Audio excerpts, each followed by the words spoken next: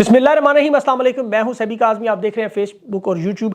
बड़ी तफसील से मैं आपके सामने आज बहुत से मामलात रखूंगा। ये 17 सीटों वाली जो हुकूमत बनाने का नया रिकॉर्ड है, किस तरह नवाज शरीफ रिटायरमेंट के लिए जा रहा है, 17 सीटों वाली हुकूमत का इंजाम क्या होगा, हुकूमत ना चलने की वजूहात क्या हैं, क्या ये बना पाएंगे हुकूमत, इसका पूरा पोस्टमार्टम, इस वक्त जो मुल्क के इनके आने की वजह से क्या हालात होंगे, इनके अपने जमात के क्या हालात होंगे, इनका मुस्तकबिल, इनके बच्चों का मुस्तकबिल, इंतखाबात में धांधली का मामला कहाँ तक पहुँचा, खान की हिकमत अमली, सियासत और फिर एहतजाज, धरना और ताकत, ये अदालतों का किरदार, अगले 10-15 दिनों में खैबर पख्तूनख्वा पंजाब में क्या होने जा रहा है, MWM के इत्तेहाद के मामले पर बड़ी तफसील से बात, मईशत के जो हालात होंगे वो, और तहरीक इंसाफ की जो पहली बड़ी ज़मानत परवेज़ इलाही की हुई, गंडापुर के बारे में गिरफ्तारी की जो बातें की जा रही हैं, अब रोपोश रहनुमा कब सामने आएंगे, मुराद सईद खारजा पॉलिसी के जो मामलात हैं वो, और मुराद सईद का मामला भी बड़ा अहम है। अब इमरान खान का जो मैसेज लीगल टीम के जरिए जेल से आया वो बड़ा वाज़ेह था।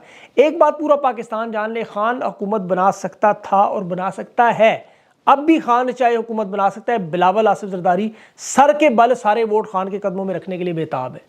वो तो यहाँ तक कह रहे थे कि हमें कोई वजारत नहीं चाहिए, कोई शराइत नहीं है तहरीक इंसाफ के साथ, आप वज़ीर-ए-आज़म खड़ा करें हम हमायत करेंगे। लेकिन इमरान खान ने कहा नहीं, मैं जेल में बैठने को तरजीह दूंगा, इन चोरों के साथ नहीं हाथ मिला सकता। उसके बाद फिर इलेक्शन कमीशन ने फॉर्म 47 की बुनियाद पर उम्मीदवारों के नोटिफिकेशन जारी किए। अब इन्हें वक्त मिल रहा है, ये फॉर्म 45 ठीक कर रहे हैं, अपने पोलिंग एजेंटों से दस्तखत करवा रहे हैं, मोहरें लगवा रहे हैं, ताकि अदालत में जब जाएँ तो अपना रिकॉर्ड दुरुस्त करें। लेकिन उसमें भी 2 नंबर गलतियाँ हैं। ये पहला तजर्बा नहीं है, ये 8वीं दफ़ा है, और ऐसा कभी नहीं हुआ कि हुकूमत और अपोजिशन दोनों की दोनों एस्टेब्लिशमेंट की जमातें हों। हुकूमत नून लीग की जो मुकम्मल तौर पर बूटों की ताबेदार, और अपोजिशन पीपल्स पार्टी बनने की कोशिश करेगी वो बूट के नीचे, सिर्फ अपोजिशन तहरीक इंसाफ होगी। अब नवाज शरीफ ने चूचना की तो वो डराएंगे बिलावल आ जाएगा, और शहबाज शरीफ की औकात सिर्फ इतनी है कि सारे इख्तियारात आसिफ जरदारी के पास, और ये हाइब्रिड निज़ाम की सबसे बदतरीन सूरत हाल।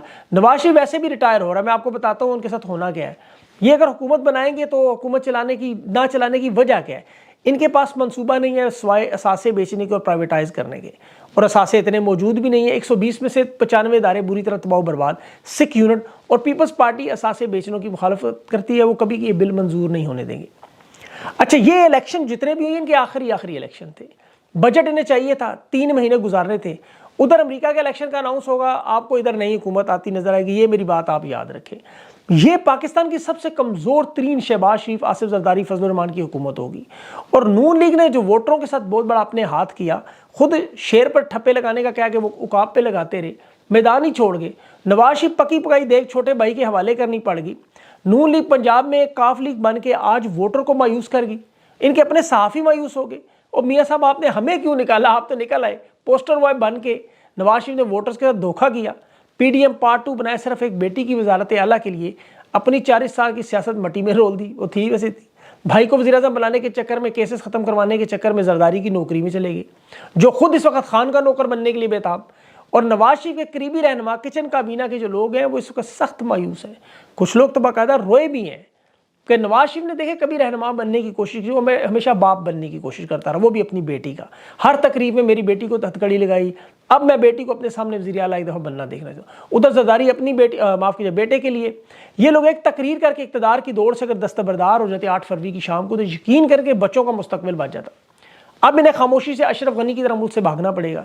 जिस तरह अमेरिका ने अशरफ गनी को अफगानिस्तान में सदर बनाया, और उसके बाद फिर अफगानिस्तान के हालात आपको याद होंगे, ये जितनी मईशत की तबाही और बर्बादी हुई वो सारी की सारी अफगानिस्तान से हुई। ये शख्स अफगानिस्तान में, अशरफ गनी, डॉलर लेकर हेलीकॉप्टरों में भागा। उसके जाने के बाद अफगानिस्तान में देखें बिजली की मद में सारा गैर मुल्की कर्जा अदा हो गया, करेंसी पाकिस्तान से 4 गुना बेहतर होगी, महंगाई उनकी 13%, हमारी 50%, 7 अरब अमेरिका ने उनका फ्रीज किया, उसके बावजूद मुआहदे हो रहे हैं, निज़ाम भी चल रहा है, अदालतें भी बेहतरीन है, और मुल्क भी पाकिस्तान से बहुत बेहतर जा रहा है। वजह, अशरफ गनी भाग गया।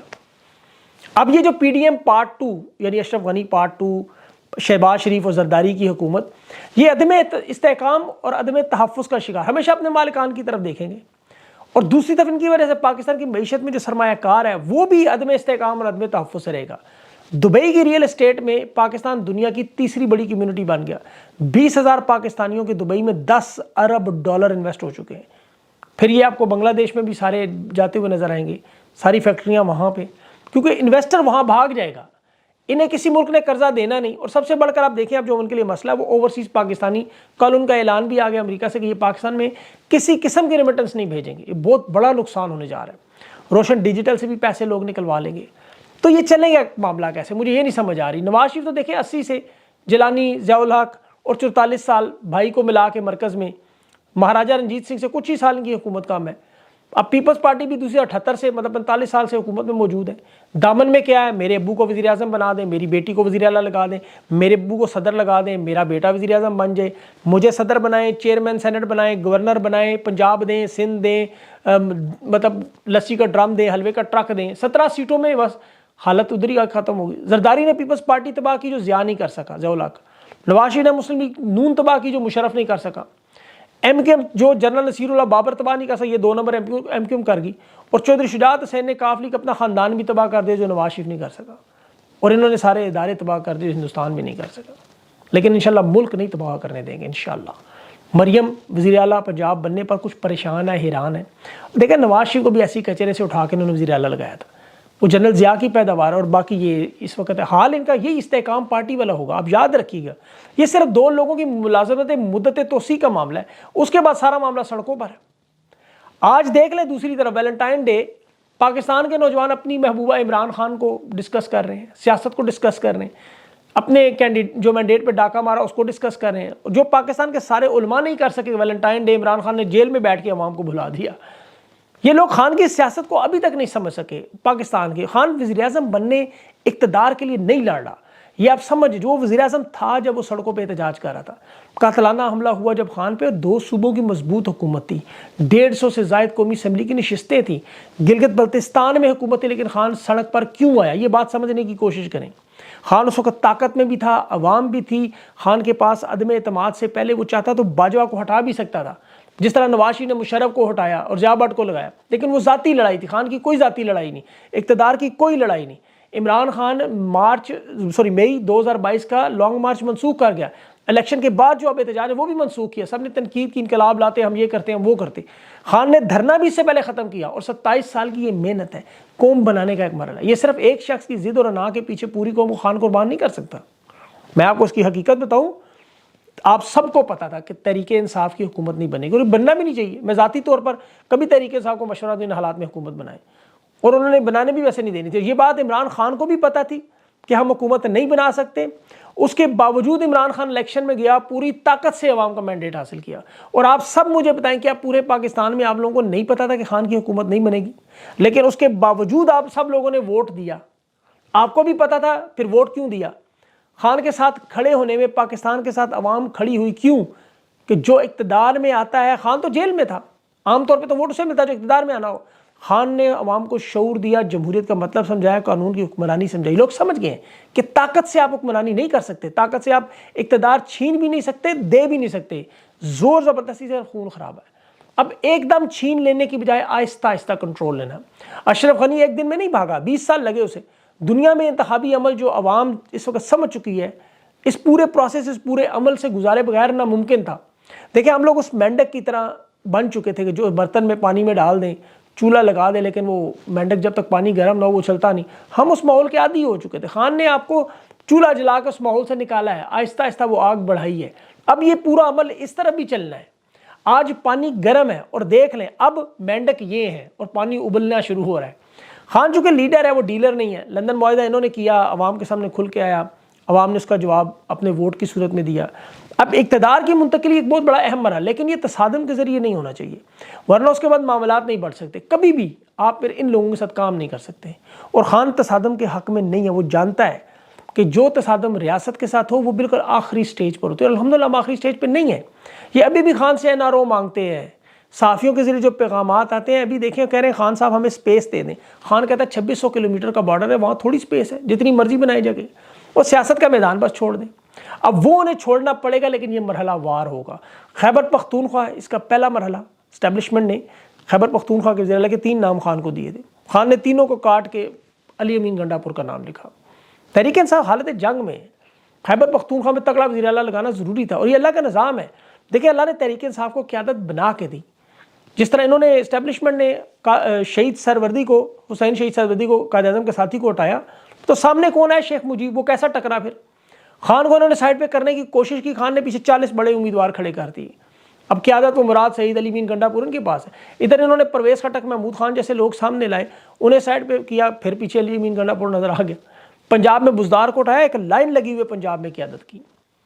اور ابھی تو جو مجھے نظر آ رہا ہے مریم نواز کو جو پنجاب کا وزیر اعلیٰ لگایا ہے, وہ معاملہ تھوڑا خراب ہے. صرف پنجاب کو یہ نو گو ایریا بنانے کی کوشش کرے گی. جس طرح مشرقی پاکستان اور مغربی پاکستان میں لکیر کھینچی, یہ پنجاب میں کے پی میں یہ لائن کھینچنے کی کوشش کر رہے ہیں. مریم نواز نفرت کی سیاست کرتی ہے, سب جانتے ہیں. ابھی فاروق آباد کے خاندان کو اس نے نہیں چھوڑ دی ابھی تک. تحریک انصاف آپ کو پتہ ہے یہ پنجاب کے لوگوں کو بہت تنگ کرے گی, گلو بٹ تنگ کریں گے, فائدہ لیکن کسی کو نہیں ہوگا سوائے فلم انڈسٹری کے. وہاں آڈیو ویڈیو کا کاروبار چمکے گا ٹھیک ٹھاک, لیکن اس کا توڑ تحریک انصاف نے صنم جاوید کی صورت میں رکھا ہوا ہے. مخصوص نشستیں ملنے کی دیر ہے, اور تحریک انصاف اپنا جو قانونی حق استعمال کرے گا, پھر صنم ہوگی اور مریم ہوں گی اور ہم تم بادل ہوگا. بہرحال اپوزیشن لیڈر کے صنم جاوید کا نام آ رہا ہے سامنے بھی. علی مین گنڈا پور کو گرفتار کرنے کی بے شک کوششیں کر رہے ہیں. لیکن اس سے پہلے میں انتخابی دھاندلی اور عدالتوں پر تھوڑی بات کروں, اور ساتھ جو اتحاد ان کا ایم ڈبلیو ایم سے.